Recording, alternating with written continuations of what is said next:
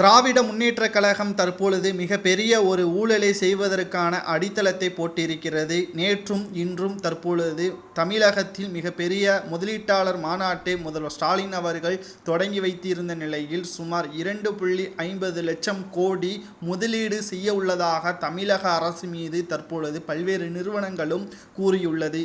இதில் மிகப்பெரிய ஊழலாக திராவிட முன்னேற்றக் கழகத்தின் சொந்தமான நிறுவனங்கள் இதில் முதலீடு செய்வதாகவும் கிட்டத்தட்ட 30,000 கோடி முதல்வர் ஸ்டாலின் அவர்களின் கிளை நிறுவனங்கள் தான் இதை முதலீடு செய்வதாகவும் தற்பொழுது தகவல்கள் வெளியாகி இருக்கிறது.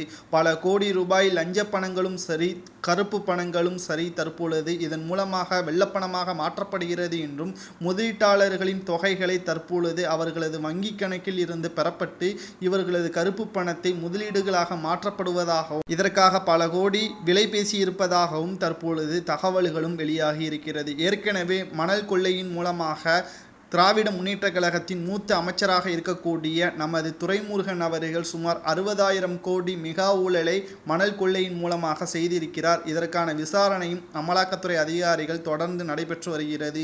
இந்த வரிசையில் தற்பொழுது ஸ்டாலின் அவர்களின் நேரடியான நிறுவனங்கள் இதில் முதலீடு செய்வதால் கருப்பு பணங்கள் நாடாளுமன்ற தேர்தலுக்கு முன்பாக வெள்ளை பணங்களாக மாற்றப்படும் என்றும் எதிர்பார்க்கப்படுகிறது.